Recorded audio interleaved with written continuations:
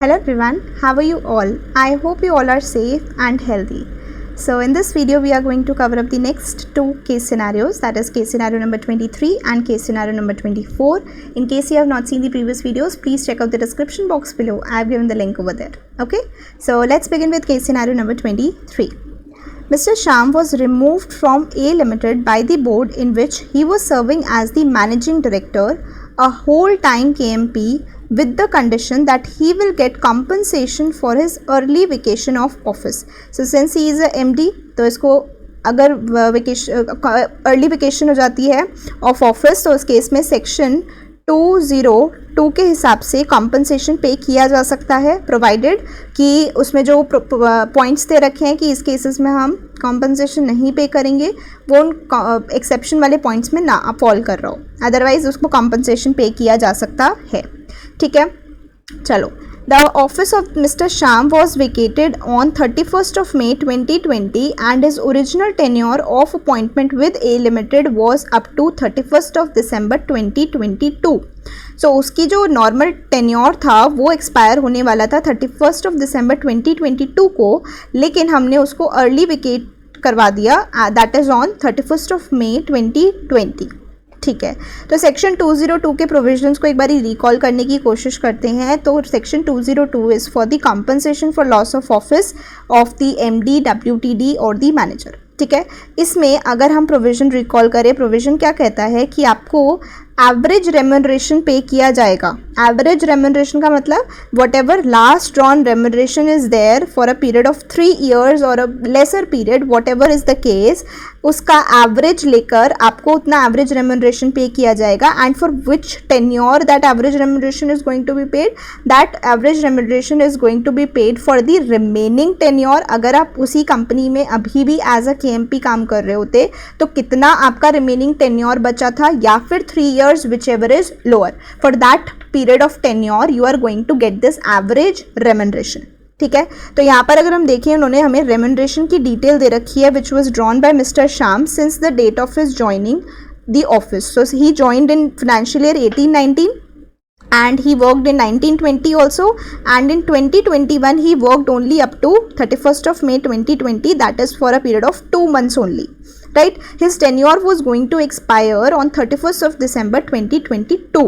So the balance term, which if we check कि balance term कितना बचा था, तो उसका balance term बचा था full 2022 के 12 months and 2020 के if we check 2020 के हमारे पास बचे हुए थे अभी जून, जुलाई, अगस्त, सितंबर, अक्टूबर, नवंबर, दिसंबर. Okay, so there were 7 months from the year 2020 and 2021 भी हमारा पूरा का पूरा बचा हुआ था. So this is the leftovers of 2020, this is the leftovers of 2021 and this is the leftovers of 2022, which means उसका टोटल टेन्योर 31 months का अभी भी बचा हुआ था.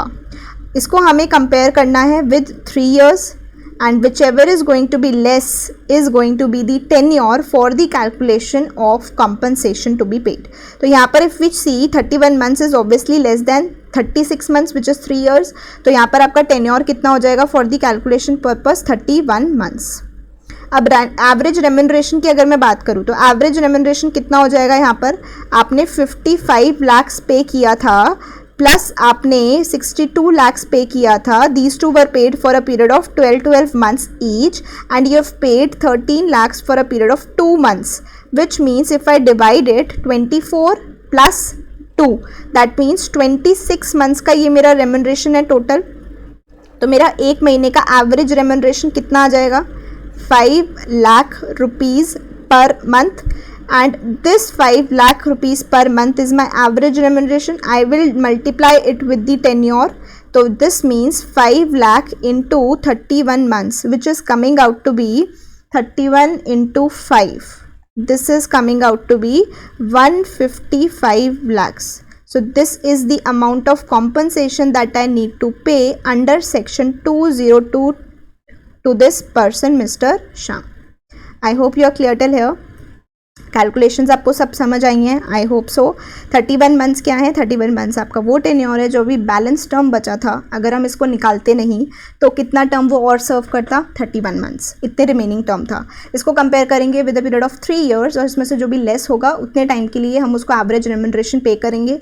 तो 31 मंथ्स और 3 ईयर्स में से लेस कौन सा आ रहा है, 31 months. So this is going to be the tenure that we are going to use for the calculation. Next thing that we require is the average remuneration. Average remuneration कैसे निकालेंगे, जो भी last drawn remuneration है पिछले 3 सालों का, अगर 3 साल से कम सर्व किया है तो जितने टाइम तक सर्व किया है उतने ईयर्स का, उतने मंथ्स का रेम्यूनरेशन लोगे, and you have to take out the average. Average out किया तो हमारा आया answer 5 lakhs। 5 lakhs per month आया, पर मंथ ही हमने टेन्योर निकाला था, इसको मल्टीप्लाई किया, we got the answer as 155 lakhs. This is the amount of compensation under section 202. I hope you have understood all of this. Okay, chalo, let's move further. The data collected from the balance sheet of A Limited as on 31st March 2020 is as follows. Paid up share capital of the company is 1000 lakhs. Share application money is 200 lakhs. General reserve 500. Revaluation reserve, securities premium, long-term loans, funded interest term loan, payable after 1 year, that means long term है। 200 working capital loan, mutual fund investments, miscellaneous expenditures not written off. Okay, most likely यहाँ पर effective capital calculate करने के लिए बोला होगा। Let's check. Mr. Tushar was appointed as the new managing director of A Limited on 31st of July 2020 as a replacement of Mr. Shah. The company decided to pay remuneration to Mr. Tushar as per section 197 subsection 4 of the Companies Act 2013. It was also decided to pay him following additional perquisites remuneration for the financial year 2021. So यहाँ पर अगर हम देखें सबसे पहले, since effective capital is given, effective capital का data दिया हुआ है, तो let's calculate effective capital. Effective capital के हिसाब से अगर हमें कैलकुलेशन करनी है तो effective capital क्या बोलता है, effective capital की डेफिनेशन के अंदर दिया हुआ है कि क्या क्या चीज़ें आएंगी, क्या क्या चीज़ें नहीं आएंगी। First of all, you have to consider the paid up share capital. Paid up share capital should be excluding the share application money, या फिर कोई भी आपको शेयर्स के अगेंस्ट एडवांसेस वगैरह मिले हैं तो that should be excluding that amount, the paid up share capital का amount. Secondly, you have to add the share premiums account. Thirdly, you have to add the reserves and surplus, and the reserves and surplus should be excluding the revaluation reserve. Next, you have to add is the long-term loans and deposits which are repayable after 1 year, of course, because long-term आपको देखना है, and these should be excluding the working capital loans. Overdrafts वगैरह इसमें नहीं आएंगे, bank guarantee भी इसमें नहीं आएगी. Next is you have to deduct 3 items. First of all, you added 4 items. Now you have to deduct 3 items. First one is the investments. Investments have to be deducted. But if it is a case of an investment company, then in that case you don't require to deduct the investments. Okay. Next thing you have to deduct is the losses, अगर कुछ है तो. And the third thing that you have to deduct is the preliminary expenses which have not been written off till date. ठीक है, तो इस case में अगर मैं देखूँ मुझे क्या क्या चीज़ें ऐड करनी पड़ेंगी, क्या क्या चीज़ें लेस करनी पड़ेंगी, फटाफट से कैलकुलेट करते हैं. पेड अप शेयर कैपिटल मेरा ऐड होगा. शेयर एप्लीकेशन मनी को मैं इग्नोर करूंगी, अलग से दे रखा है, इसका पार्ट नहीं है ऐसा मैं मान रही हूँ, इसलिए मैं इसको इग्नोर कर रही हूँ. Third thing is general reserve, definitely it is going to be a part of my effective capital. Revaluation reserve को मैं इग्नोर करूंगी, तो मैं इग्नोर वालों को काट रही हूँ, माइनस नहीं लगा रही, इग्नोर को जीरो क्रॉस कर रही हूँ. Securities premium account is going to be added. Long term loans are going to be added. Funded interest term loan payable after 1 year, since it is payable after 1 year it will be added. Long term working capital loan will not be considered because excluding working capital loan लिखा था वहाँ पर. Mutual fund investments will be deducted. Miscellaneous expenditures not written off will be deducted. So यहाँ पर अगर मुझे calculation करनी है तो कैलकुलेशन क्या हो जाएगी, I have to add 1000 के बाद I have to add 500, then I have to add 300, then I have to add 400, then I have to add 100, and then I have to deduct 2 things, that is 350 and 50. तो क्या आपका amount आ रहा है, आपने भी calculate किया होगा, 1900 lakhs आ रहा है मेरा amount. This is my effective capital. अब इफेक्टिव कैपिटल के केस में हमें जो लिमिट्स दे रखी थी जिसके बेसिस पर हमें बताया हुआ था कि कितना कितना रेम्यूनरेशन पे हो सकता है मैक्सिमम, तो इस केस में हमारी लिमिट्स क्या थी, अगर नेगेटिव टू 5 करोड़ है तो करोड़ में लिमिट थी, तो मैं इसको करोड़ में कन्वर्ट कर देती हूँ. This is going to be 19 crore. ठीक है, ये मेरी इफेक्टिव कैपिटल है. अब अगर नेगेटिव या फिर लेस दैन 5 करोड़ मेरी इफेक्टिव कैपिटल होती है तो उस केस में maximum yearly remuneration to a managerial person कितना पे हो सकता है, maximum yearly managerial remuneration 60 lakh. Second limit क्या होती थी, 5 करोड़ है, 5 करोड़ से ज़्यादा है लेकिन 100 करोड़ से कम है तो 84 लाख। अब इस केस में मेरा ये इस लिमिट में फॉल कर रहा है, 5 करोड़ से तो ज़्यादा है लेकिन 100 करोड़ से कम है, तो मेरी maximum yearly remuneration to a managerial person कितना हो जाएगा, 84 लाख। नाउ अब इसके आगे की लिमिट भी बता देती हूँ, रिविजन हो जाएगी। 100 करोड़ से 100 करोड़ से ज़्यादा है लेकिन 250 करोड़ से कम है तो 120 लाख थी लिमिट, और अगर 250 करोड़ या 250 करोड़ से ज़्यादा की है आपकी effective capital than 120 lakh plus 0.01% of the excess effective capital that is excess of 250 crore, वो आपकी क्या बन जाती थी, मैनेजरियल रेम्यूनरेशन बन जाती थी maximum yearly to a managerial person. And remember this, for this remuneration you require to pass the general meeting का ordinary resolution. अब इसमें इंपॉर्टेंट चीज़ देखो, यहाँ पर लिखा हुआ है कि जो रेम्यूनरेशन पे किया जाएगा that will be as per section number 197 subsection 4। Section 197 subsection 4 क्या कहता है कि जो आप रेम्यूनरेशन पे करोगे that will not include any remuneration which is paid to a person in the professional capacity having the required qualification, required expertise and also the nature of services provided is of professional nature। ठीक है, इस case में that type of remuneration will not be included in the limit of remuneration that we have just calculated which is 84 lakh. ठीक है, चलो आगे बढ़ते हैं। तो यहाँ पर हमें कुछ और चीज़ें भी दे रखी हैं। अब यहाँ पर आएगा आपका इंपॉर्टेंट पार्ट, इसको आपको समझने की ज़रूरत है।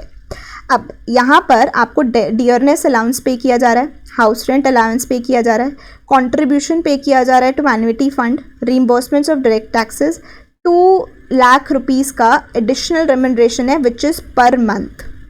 किस चीज़ के लिए है, यहाँ पे स्टार मार्क किया हुआ है, remuneration for service to be provided by him in the capacity of a consultant, also he possesses requisite qualification for the same as opined by the nomination and remuneration committee. तो इसका मतलब है कि ये section 197 sub section 4 के हिसाब से अगर हम देखें, this remuneration should not form a part of the remuneration which we have just calculated. तो ये हमें over and above the remuneration of 84 lakh pay होगा। तो यहाँ पर मंथ बोला हुआ है, तो पर मंथ के हिसाब से इफ वी सी, इस बंदे को अपॉइंट किया गया था ऑन 31 जुलाई 2020। इस दिन से मार्च तक के महीने कैलकुलेट करेंगे तो आएगा हमारे पास टोटल हाउ मेनी मंथ्स, अगस्त, सितंबर, अक्टूबर, नवंबर, दिसंबर, जनवरी, फरवरी, मार्च, टोटल 8 मंथ्स आ रहे हैं। तो 8 मंथ्स के लिए 2 लाख के हिसाब से हमें 16 लाख रुपीज़ इसका पे होगा which is going to be over and above 84 lakh.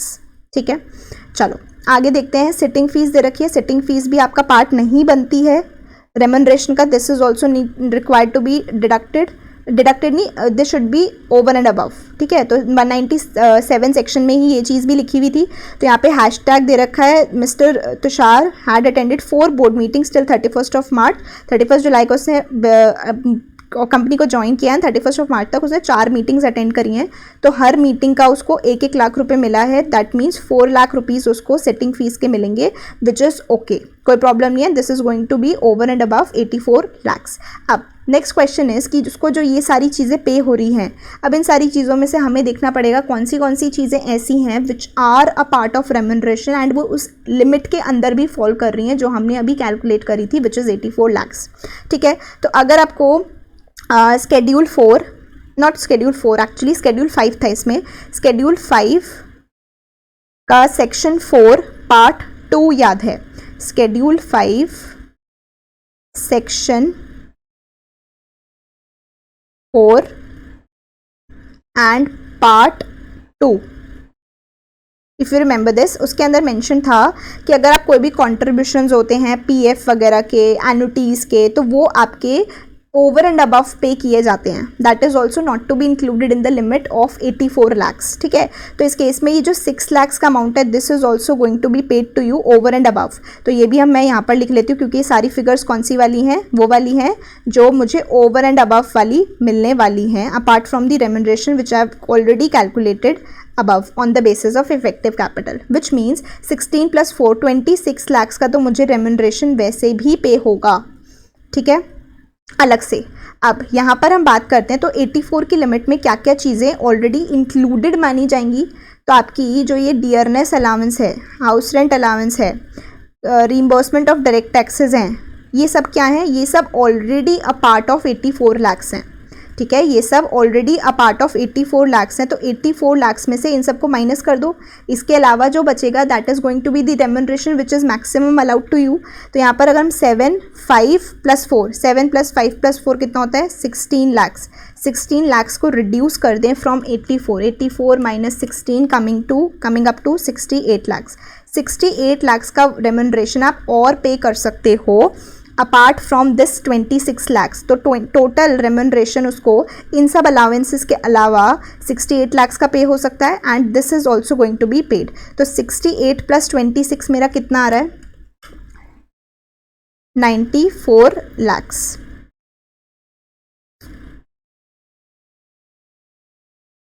Okay हम यहाँ पर एक चीज़ मिस आउट कर गए, ये 94 नहीं होगा। देखो 68 लाख्स की मेरी अमाउंट ऑफ रेम्यूनरेशन आ रहा है, बट क्या मुझे 68 लाख्स पे होगा? नहीं। सबसे पहले इस अमाउंट को भी इनफैक्ट डिडक्ट करने से पहले हमें एक चीज़ करनी चाहिए थी जो हमने मिस करी, विच इज़ रॉन्ग। इसने ज्वाइन कब किया था? इसने ज्वाइन किया था 31 जुलाई 2020 को। जिसका मतलब हो गया कि इसको 84 लाख्स तो पूरे 12 महीने के लिए अलाउड था मैक्सिमम। तो इसने तो सिर्फ 8 महीने के लिए ही एम्प्लॉयमेंट में रहा है ड्यूरिंग द ईयर। तो 84 लाख्स अगर 12 महीने की रेम्यूनरेशन है तो 8 महीने का रेम्यूनरेशन मैक्सिमम आप कितना पे कर सकते हो? 56 लाख्स ही तो पे कर सकते हो, है ना। तो 56 लाख्स आप पे कर सकते हो to this person for a period of 8 months. तो ये आपकी मैक्सिमम हो गई। अब इस 56 के साथ साथ आपको क्या पे होगा? 26 लाख्स। इसमें ये 56 में ना आपके ये सारे इंक्लूडेड हैं, 7 लाख्स 5 लाख्स और 4 लाख्स इंक्लूडेड हैं। इसके अलावा कितना और हो गया? तो इसका मतलब हो गया 7 + 5 + 4 16 हो गया। 16 - 56 दिस मीन्स 40 और है जो आपका रेम्यूनरेशन एज अ रेम्यूनरेशन आपको पे किया जा सकता है। तो वैसे तो टोटल 56 ही लिमिट है हमारी, टोटल तो 56 है। ये 56 के साथ साथ 26 भी पे होगा। तो 56 + 26 मुझे कितना अमाउंट का रेम्यूनरेशन पे हो जाएगा? 82 लाख्स। 84 लाख की मेरी लिमिट थी, पर क्या मुझे 84 लाख पे हो सकता था? नहीं हो सकता था। मैं सब कुछ रिपीट कर रही हूँ क्योंकि यहाँ पर कन्फ्यूजन होने के चांसेस हैं, इसलिए मैं फिर से सारी चीज़ें रिपीट कर रही हूँ। देखो इफेक्टिव कैपिटल के बेसिस पर हमने निकाला कि इसकी जो इफेक्टिव कैपिटल के बेसिस पे लिमिट आ रही थी पूरे साल में इसको मैक्सिमम रेम्यूनरेशन कितना पे हो सकता था बाय पासिंग जनरल मीटिंग का ordinary resolution? 84 lakhs. 84 lakhs is for the period of 12 months. ये कितने मंथ्स के लिए एम्प्लॉयड है? 8 महीने के लिए। तो कितना हो जाएगा? 56 lakhs. 56 lakhs is the limit for him, ठीक है। अब 56 लाख्स की लिमिट के अंदर कुछ चीज़ों को हमें इंक्लूड नहीं करना होता एज पर दी प्रोविजंस। क्या क्या चीज़ें इंक्लूड नहीं होती? पहली चीज़ तो इसको जो रेम्यूनरेशन मिल रहा है in the nature of for providing the professional services वो आप इसमें इंक्लूड नहीं करोगे, that is going to be over and above this limit. तो वो कितना आ रहा था आपका? 16 lakhs. Why? Because he has provided professional services for a period of 8 months and for each month 2 lakh is the amount of remuneration. तो कितना हो जाएगा? 16 lakhs. This is going to be paid over and above 56 lakhs. Second thing is he attended meetings and for those meetings he is allowed a sitting fees of rupees 1 lakh per meeting and the total number of meetings attended by him are 4. तो total कितना हो जाएगा? 4 लाख का इसको ये भी पे हो जाएगा over and above 56 lakhs. This is all written in section 197. Next मेरे पास आ जाता है ये सारे कंपोनेंट्स। सारे कंपोनेंट्स में से इफ आई सी सिर्फ और सिर्फ एक कंट्रीब्यूशन टू एन्युटी फंड एक ऐसा कंपोनेंट था जो मैंने स्केड्यूल 5 सेक्शन 4 पार्ट 2 के अंदर पढ़ा था कि ये वाला जो कंट्रीब्यूशन होता है this is not a part of the remuneration that we calculated just now on the basis of effective capital. और भी बहुत सारी चीज़ें थी बट उसमें से एक हमारा ये था कंट्रीब्यूशन टू एन्युटी फंड। तो ये भी हमारा क्या होगा? ओवर एंड अबव पे किया जाएगा। तो ये भी मैंने यहाँ लिख दिया। तो ये मेरे सारे ओवर एंड अबव के हो गए which means 26 lakhs is the amount which I am going to get over and above the amount that I have calculated on the basis of effective capital, ठीक है। तो इफेक्टिव कैपिटल के basis पे 56 lakhs allowed है, इसमें मुझे 26 allowed है। तो मुझे टोटल कितना अलाउड हो गया? मुझे टोटल 82 lakhs अलाउड हो गया। लेकिन इस 82 के अंदर मैं नोटिस करूँ तो ये सारे अमाउंट्स इंक्लूडेड होंगे और अपार्ट फ्रॉम दिस मुझे एक्स्ट्रा 40 भी पे होगा विच पे हो सकता है मैक्सिमम लिमिट्स के हिसाब से। अब कितना पे करेंगे वो दैट डिपेंड्स। अब मुझे ये भी चीज़ पता है कि अगर मुझे इस 84 lakhs की लिमिट जो मेरी इफेक्टिव कैपिटल के बेसिस पर लिमिट आई थी उसको एक्सीड करना होता है तो मुझे क्या करना पड़ता है? जनरल मीटिंग का स्पेशल रेजोल्यूशन। ये वाली लिमिट तो जनरल मीटिंग का ऑर्डिनरी रेजोल्यूशन पास करके आप फॉलो कर सकते हो एंड रेम्यूनरेशन पे कर सकते हो to your managerial person. I hope आपको सारी चीज़ें समझ आई हैं और सारी चीज़ें आपको याद भी रहेंगी, ठीक है। चलो, नहीं आता समझ, एक बार फिर से वीडियो को रिवाइंड करके देखना, क्योंकि मैंने 2 बार इस चीज़ को एक्सप्लेन किया है, तो चांसेस आर हाई कि आपको समझ आ जाएगा। बट फिर भी नहीं आता तो फिर से रिवाइंड करना और फिर से देखना, आई एम श्योर आपको पक्का समझ आ जाएगा। फिर भी नहीं आता तो आप मुझसे पूछ सकते हैं, ठीक है। चलो, let's move on to the next para. One of the members of A Limited, Mr. J, wanted to inspect contract of service entered into by A Limited with Mr. Tushar, but Mr. J was denied to have such inspection on the grounds that the contract with Mr. Tushar was not in writing. देखो, अगर contract writing में नहीं भी था तब भी आपके पास क्या होगा, एक रिटन मेमोरेंडम होगा। तो रिटन मेमोरेंडम के केस में आप उसको क्या करोगे, अपने रजिस्टर्ड ऑफिस पे रखोगे and that should be open for inspection. आप उसकी कॉपीज़ वगैरह भी फ्री ऑफ कॉस्ट प्रोवाइड करोगे टू दी मेंबर्स, जो भी अगर उनको देखना चाहते हैं। तो इस केस में आपको पता होगा these provisions were written in section number 190। Section 190 क्या कहता है, हर एक कंपनी को अपने रजिस्टर्ड ऑफिस पर कॉन्ट्रैक्ट की कॉपी को रखना पड़ेगा if it is in writing. If it is not in writing then memorandum, written memorandum should be kept at the registered office and they should be open for inspection free of cost, ठीक है। चलो, तो यहाँ पर ये जो deny किया है that was wrong. Let's see what questions they are framed. First question is maximum amount of compensation to which Mr. Sham is entitled for premature termination of his office. ये हम already calculate कर चुके थे. Let me take you back to the limit. तो यहाँ पर हमने calculate किया था, मैं इसमें पेन चेंज कर देती हूँ। ये 155 lakhs के हमने अमाउंट कैलकुलेट किया था, 31 months 5 lakhs, तो यही हमारा अमाउंट हो जाएगा मैक्सिमम कॉम्पनसेशन। तो this is the correct answer. 1.55 crore, 155 lakhs is nothing but 1.55 crore, crore में फिगर्स कर रखी हैं, तो बिल्कुल ठीक है। चलो, डी ऑप्शन हमारा करेक्ट है। Let's move on to the next question. The effective capital of a limited, effective capital भी हमने निकाल ली थी, हमने सारे काम पहले ही कर लिए जिससे कि हमारे लिए ईजी हो जाएगा। इफेक्टिव कैपिटल हमने कितनी निकाली थी, 19 करोड़ 1900 lakhs, जिसके बेसिस पर ही तो हमारी 84 लाख की लिमिट आई थी रेम्यूनरेशन की। तो यहाँ पर अगर हम देखिए इफेक्टिव कैपिटल 18 करोड़ नहीं है, 21 भी नहीं है, तो हमारी लिमिट क्या है, 19 करोड़, ठीक है, करेक्ट है बिल्कुल। वहाँ पर सॉल्व कर लिया, इसलिए अब टाइम ही नहीं लगने वाला। Maximum amount that can be paid to mister Tushar as per the provisions of companies act 2013 for financial year 2021 ही joined on 31st of July 2020 and they are asking the remuneration for 2021, that is for the period of 8 months they are asking। तो क्या amount निकाला था हमने, 82 lakhs 98 86 82 कैसे निकाला था देख लो, एक बार देख लो अच्छे से। 82 lakhs हमने निकाला था, यहाँ पर मेंशन्ड है वो अमाउंट, ठीक है। कैसे निकाला था मैं ऑलरेडी समझा चुकी हूँ, दोबारा से नहीं समझाऊंगी, प्लीज़ एक बार वापस से देख लेना अगर आपको कोई डाउट है तो, ठीक है। तो बस मैं आपको क्रॉस वेरीफाई कराने आई थी, 82 लाख का अमाउंट निकाला था, तो येस 82 लाख का इज द अमाउंट, ठीक है। Let's move on to the next question. Question number 4, for the removal of Mr. Sham, which type of resolution was required to be passed and what was the last date till which Mr. Tushar should have been appointed in case he was not appointed on 31st of July 2020। तो यहाँ पर एक बहुत important point था जो हमने question पढ़ते हुए वैसे चेक नहीं किया, बट मैं आपको अब बता देती हूँ कि सेक्शन 203 के हिसाब से क्या कहता है। सेक्शन 203 बोलता है कि अगर होल टाइम KMP का ऑफिस वेकेट हो जाता है तो बोर्ड को उसकी वैकेंसी फिल करनी होती है in the board meeting within a period of 6 months from the date of vacancy, ठीक है। तो यहाँ पर आपकी वैकेंसी अराइज हुई थी 31st of May को, 31st of May को अराइज हुई थी और आपकी वैकेंसी फिलअप हो गई थी 31st of July को। तो that has been already done within a period of 6 months which is in line with the provisions of section 203। अगर वो 31st जुलाई 2020 को नहीं करता तो उसको 6 months के अंदर अंदर वैसे भी करना पड़ता। तो मई से आपको 6 महीने ऐड करने हैं विच मीन्स जून जुलाई अगस्त सितंबर अक्टूबर नवंबर। तो 30th of November तक आपका ordinary not ordinary board resolution के through, basically board resolution pass करना पड़ेगा ना, क्योंकि बोर्ड मीटिंग के अंदर पास होगा। तो बोर्ड मीटिंग के अंदर बोर्ड रेजोल्यूशन के through you can appoint him, you could have appointed him maximum up to 30th of November। तो यहाँ पे 30th of November 30th November 30th November 3 जगह दे रखा है, ये ऑप्शन आपका गलत है क्योंकि यहाँ पर 31st of August दिया हुआ है। स्पेशल रेजोल्यूशन की रिक्वायरमेंट नहीं होती, बोर्ड रेजोल्यूशन की रिक्वायरमेंट होती है। तो करेक्ट ऑप्शन क्या हो जाएगा, बी। कंफ्यूज करने के लिए ऑर्डिनरी रेजोल्यूशन स्पेशल रेजोल्यूशन दिया था विच वॉज नॉट करेक्ट, ठीक है।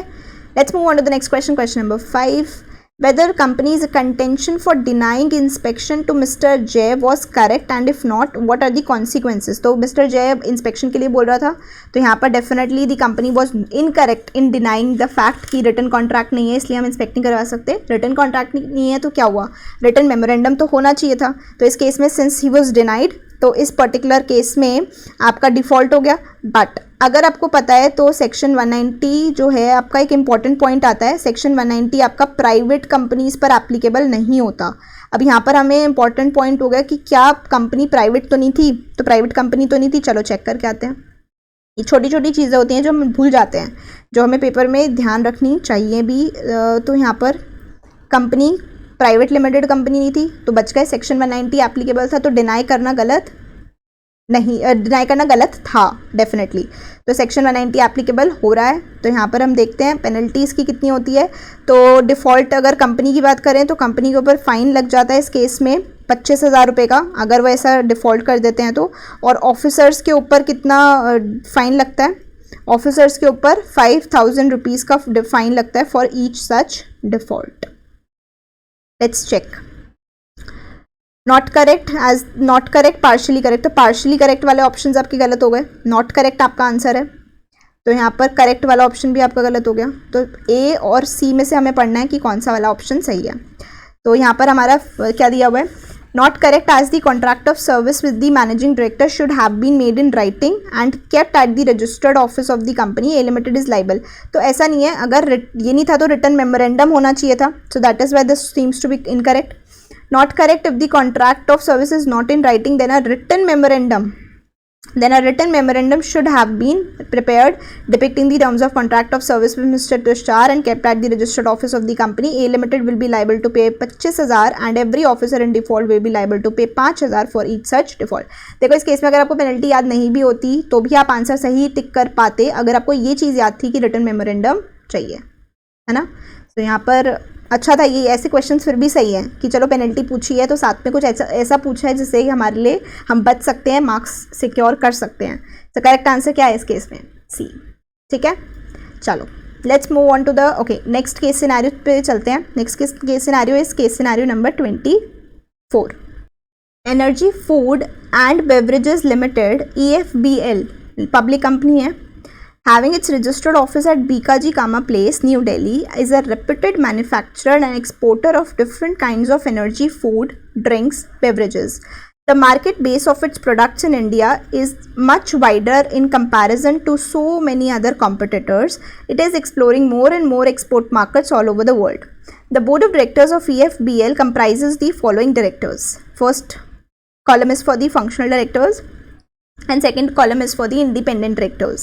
So it is a public company. तो यहाँ पर अगर हम देखें तो हमारे पास काफ़ी सारे लोग हैं. इंडिपेंडेंट डायरेक्टर्स टोटल 4 हैं and there are other directors as well. Mr. Anil, well versed in legal and regulatory matters, is the company secretary of the company. Okay. The information relating to foreign exchange earnings of EFBL in previous 4 financial years is as under. Okay. Let's see क्या question पूछेंगे. तो 2016-17 से लेकर 2019-20 तक के हमें foreign exchange earnings बता रखी है in US dollars. With a view to enhance the production of beverages, EFBL imported a machinery costing 60 lakhs from a reputed manufacturer of Singapore. Okay. In accordance with the terms of payment, EFBL was required to pay the cost of machinery in 5 equal monthly installments. तो 5 महीने के अंदर अंदर ये आपकी liability discharge हो जाएगी क्योंकि 5 equal monthly installments में आपको पे करनी है cost, which the company did satisfactorily. The machinery was delivered and thereafter installed at the new factory site of at Noida, UP. तो यहाँ पर आपको सिंपली पता चल रहा है कि this is a current account transaction. Why? Because current account transaction की डेफिनेशन के अंदर लिखा हुआ है कि current account transaction includes any transaction और any payment which is due in connection with the short term credit facilities in the ordinary course of business and this was one of the points of inclusion in the current account transaction. तो यहाँ पर definitely this is a current account transaction. Very much clear. चलो, the company is proposing to incur an amount of USD 7,500 on advertisement in foreign print media for the purpose of promotion of its beverages in the business globally. Okay, so they want to promote their beverages globally. For that they are advertising in the foreign print media. Foreign print media को सुनकर आपको Schedule 2 याद आ गया होगा. Schedule 2 के अंदर obviously of the current account transactions, Schedule 2 के अंदर advertisement in foreign print media के ऊपर लिमिट दे रखी थी कि अगर कोई foreign print media advertisement होती है through foreign print media by a state government या फिर उसकी PSUs, तो उस केस में there is a limit कि अगर आप अप टू $10,000 का खर्चा करते हो तो आपको कोई प्रॉब्लम नहीं है, लेकिन apart from this you have to take the approval from the ministry of finance, department of e commerce affairs. This is required. ठीक है, तो basically if there advertisement in foreign print media is done by a state government और the PSUs, then in that case and the amount of that advertisement is more than 10,000, then the approval is required. But यहाँ पर तो अगर हम देखें तो amount तो काफ़ी कम है. अमाउंट तो सिर्फ और सिर्फ 7,500 का है. तो देयर इज़ नो रिक्वायरमेंट कि आपको क्या करना पड़ेगा, आपको परमिशन लेना पड़ेगा from the ministry of finance. I don't think so. तो यहाँ पर तो वैसे भी 7,500 and it is not done by a state government. PSU वाली चीज़ भी नहीं है. चलो, तो यहाँ पर कोई प्रॉब्लम नहीं है. आपको सेंट्रल गवर्नमेंट से basically the ministry of finance से कोई भी अप्रूवल लेने की ज़रूरत नहीं है. No approval required. The company is also planning to donate $2 lakhs to a technical institution established in Chicago at USA for conducting the advanced research in the field of beverages. अब यहाँ पर आ गई बात डोनेशंस की. तो donations की अगर हम बात करें तो डोनेशंस के केस में अगर कोई भी आप कंट्रीब्यूशन करते हो किसी ऐसे इंस्टीट्यूट को, किसी ऐसी बॉडी को जो आप ही की टाइप की एक्टिविटी में रिसर्च वर्क कर रही है, ठीक है, तो उस पर्टिकुलर केस में जो आपका डोनेशन है that should be less than 1% of the foreign exchange earnings during the 3 preceding financial years. अगर वो इससे कम का है तो बेसिकली 1% ऑफ दिस, और you have to compare it with $50 lakhs. अगर इन दोनों में से जो भी लेस है और आपका जो कंट्रीब्यूशन है वो भी लेस दैन दिस है तो आपको कोई भी prior permission from RBI required नहीं होती. लेकिन ये डोनेशन का अमाउंट अगर इस लिमिट से एक्सीड कर जाता है then in that case you require the prior permission of the reserve bank of India. Now अब पता चल रहा है कि वो जो आपको फॉरेन एक्सचेंज की अर्निंग्स दे रखी हैं ऊपर वो किस लिए दी हुई हैं, वो इस लिमिट को कैलकुलेट करने के लिए ही दी हुई हैं. लिमिट क्या होती है? 1% of the foreign exchange earnings during the previous financial years. ठीक है, तो प्रीवियस फाइनेंशियल ईयर्स की बात करें तो यहाँ पर आपका ये वाला जो अमाउंट है 16-17 का ये इररेलेवेंट हो जाएगा. हमें तो इन 3 फाइनेंशियल ईयर्स की देखनी है. तो यहाँ पर अगर मैं इसका टोटल करूँ तो 2,500 plus 3,600 plus 4,000 it is coming to 101,00,000.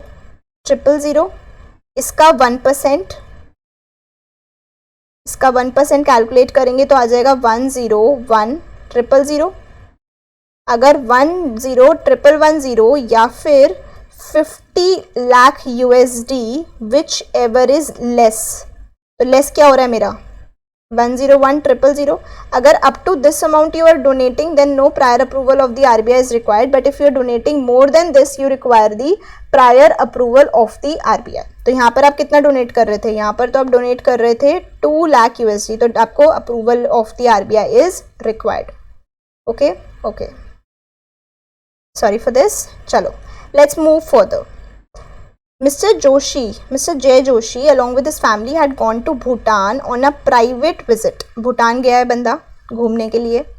While returning to India, he brought with him Reserve Bank of India notes amounting to 75,000 rupees in denomination of rupees 100. तो इसके लिए आपको पता होगा क्या प्रोविज़न होता था कि अगर कोई भी PRI बाहर गया इंडिया से टेम्प्रेरी विजिट के लिए तो वो इंडिया के अंदर अपने वापसी आते वक्त कुछ करेंसी नोट्स लेकर आ सकता है. लेकिन वो करेंसी कितने अमाउंट तक की हो सकती थी? वो हो सकती थी 25,000 की. पर ये लिमिट एप्लीकेबल सिर्फ और सिर्फ तब है जब वो बंदा बाहर से आ रहा है और वो बाहर से जहाँ से आ रहा है that is not a place of Nepal और Bhutan. If he is coming from Nepal और भूटान तो वो कुछ भी अमाउंट लेकर आ सकता है, and that amount should be in the currency note जिसका डिनोमिनेशन हो सकता था अप टू ₹100 करेंसी नोट्स. उससे ज़्यादा बड़ी अमाउंट की करेंसी नोट्स के अंदर आप अमाउंट नहीं लेके आ सकते. बट हाँ, अमाउंट पर कोई लिमिट नहीं है if you are coming back from Nepal और भूटान. तो यहाँ पर भी अगर हम देखें, he is coming back from which place, he is coming back from Bhutan, और उसकी जो डिनोमिनेशन है करेंसी की that is also in the currency of ₹100. Amount कितना, 75,000. सिंस अमाउंट से हमें कोई मतलब नहीं है क्योंकि डिनोमिनेशन ठीक है और जगह भूटान है, तो इस केस में वो कितना भी अमाउंट लेकर आ सकता है, तो कोई प्रॉब्लम वाली बात नहीं है. ठीक है, चलो. Miss Gitika Devi often visits her son Swapnil, who is settled in Michigan, USA. She came back to India from Michigan on 2nd of July 2018. Okay, she came back on which date? 2nd of July 2018. Spent some time with her younger son Karthik and her mother in New Delhi and left India again on 5th of September 2018. तो पहले हम यहाँ देखते हैं वो आई कब थी. वो जुलाई 2 को आई थी. तो यहाँ पर हम टाइमलाइन बना लेते हैं. She came back on 2nd of July and went back on 5th of September. तो यहाँ से वो बाहर चली गई और यहाँ पर वो इंडिया के अंदर आई थी. She came back to India on November 30, 2018 but left for. तो basically she came back again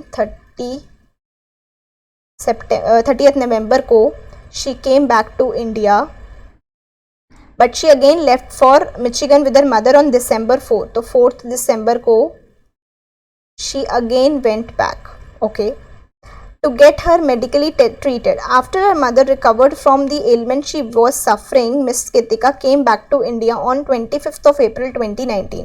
अब ये नेक्स्ट फाइनेंशियल आ गया. नेक्स्ट फाइनेंशियल ईयर के अंदर 25th of April को she came back to India again.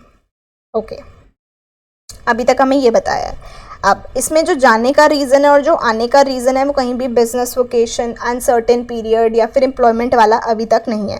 तो इसके लिए हमें क्या करना पड़ेगा, इसके लिए हमें फिर 182 डेज़ वाली कंडीशन को भी कैलकुलेट करना पड़ेगा, चेक करना पड़ेगा. तो यहाँ पर इफ वी सी, तो यहाँ पर उनका जो इंडिया के अंदर स्टे है फाइनेंशियल ईयर 1920 की बात करते हैं. 1920 के लिए आपको क्या देखना पड़ेगा, 18-19 फाइनेंशियल ईयर में कितने दिन वो इंडिया के अंदर थी. ठीक है, तो 18-19 फाइनेंशियल ईयर के अंदर इफ़ आई से, तो ये एक पीरियड इंडिया के अंदर था. Then this period was there in India. No, she went back 5th सितंबर को she went back, 30th of November को शी केम बैक. तो ये वाला पीरियड आपका इंडिया के अंदर था, ये भी कंप्यूट होगा. तो यहाँ पर अगर मैं टोटल करूँ 2nd of July से 5th of September, तो मेरे 5 days plus 13 days, not 13 days, 31 days plus 29 days. फिर यहाँ का पीरियड कैलकुलेट करूँ तो she has stayed in India for a period of 4 days only, which is very obvious कि जो ये स्टे है this is not at least 182 days. मतलब 182 डेज से तो वैसे ज़्यादा ही होना चाहिए, तो ये 182 डेज़ भी नहीं हो रहा है. तो this is obviously less than 182 days. इस केस में क्या फाइनेंशियल ईयर 1920 में क्या वो PRI बन सकती है? No, she is not a PRI, she is a PROI for the financial year 1920 which is obvious. अब 2021 के लिए मुझे क्या करना पड़ेगा, 2021 के लिए I will have to see the conditions कि 1920 में उसका स्टे इन इंडिया कितना है. 1920 में इफ़ आई चेक तो 1920 यहाँ से स्टार्ट हो रहा है क्योंकि अप्रैल 19 को शी केम बैक, तो अप्रैल 25 के बाद वो यहीं पर रही है till date, which means obviously more than 182 days हो गया in the preceding financial year, which means for the financial year 2021 she is a PRI. यहाँ पर कहीं भी बिजनेस, वोकेशन, एम्प्लॉयमेंट और सर्टेन पीरियड वाली बातें नहीं थी, इसलिए हमने उन कंडीशंस को चेक भी नहीं किया है. I hope you are clear till here. तो 2021 के लिए if I see what happened, तो 2021 के लिए 1920 फाइनेंशियल ईयर के लिए if I see she is a PROI, but for 2021 she is a PRI. ठीक है, लेट्स चेक आगे questions. Okay, the case study is over, let's go to the questions. First question is, from the case scenario, it is evident that if EFBL imported a machinery costing 60 lakhs from a reputed manufacturer of Singapore and repaid the cost of imported machinery in 5 equal monthly installments. तो 5 महीने के अंदर अंदर liability gone. From the following options, choose one of which apply to the following situation.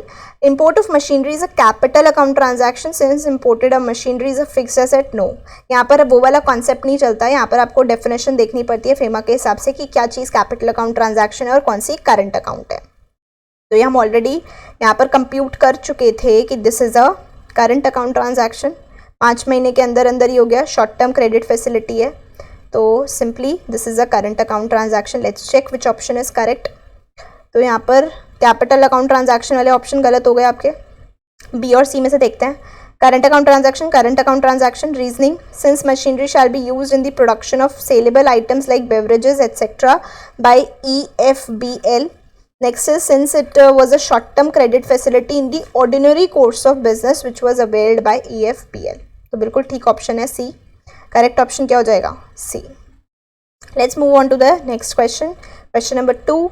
According to the case scenario, Mr. J. Joshi, while returning to India, brought with him Reserve Bank of India notes amounting to 75,000 rupees in denomination of 100 rupees. Which one of the following is applicable in the given situation? तो बिल्कुल कोई दिक्कत वाली बात नहीं थी. भूटान से ही बंदा आया था. अमाउंट कुछ भी ला सकता था. डिनोमिनेशन अप टू 100 होना चाहिए था. वो भी ठीक था.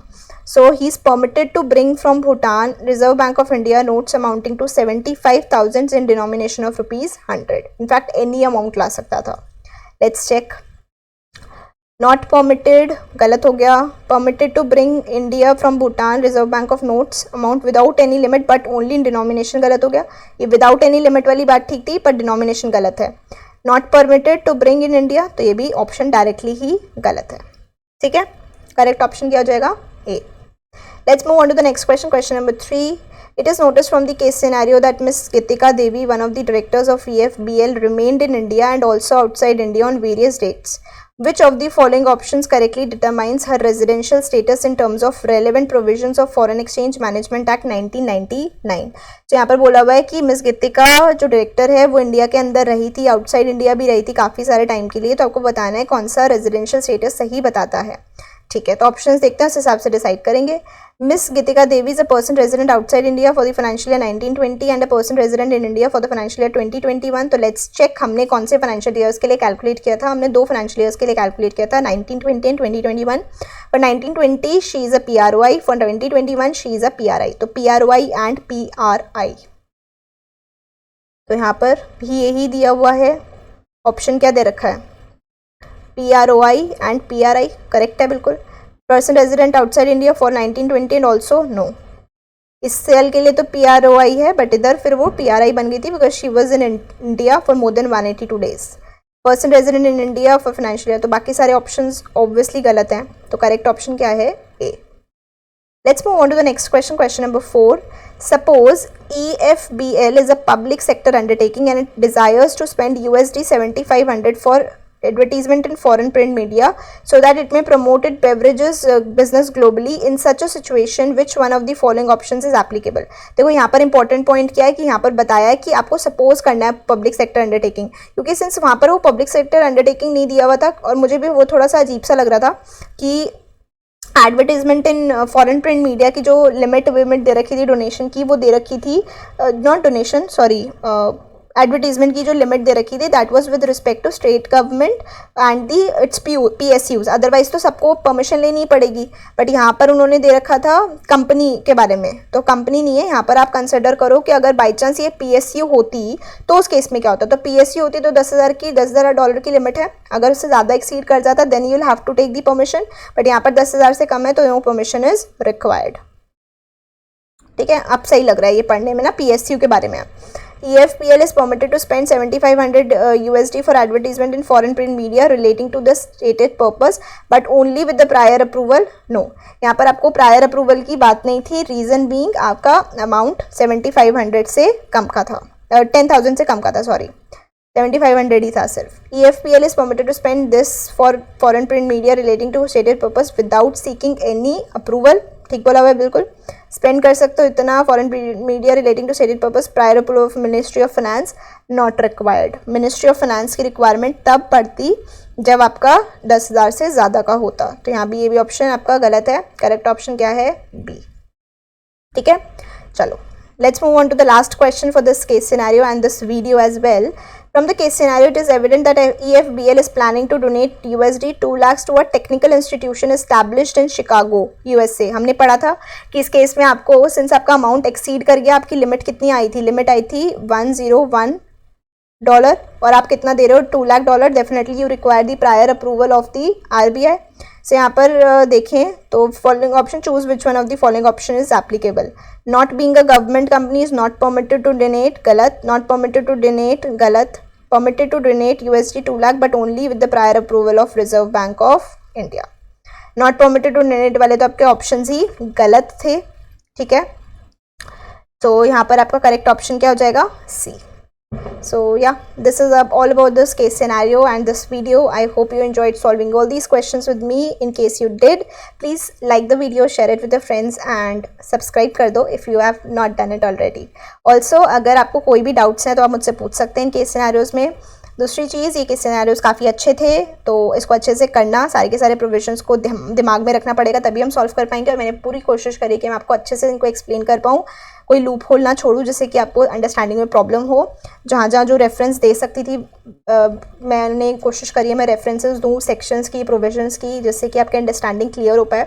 तो आपको आई होप समझ आया होगा. तो या that's about this video guys. Thank you so much for watching this video. I'll see you in the next video. Till then, stay safe, stay healthy and stay happy always. I'll see you in the next video. Bye bye.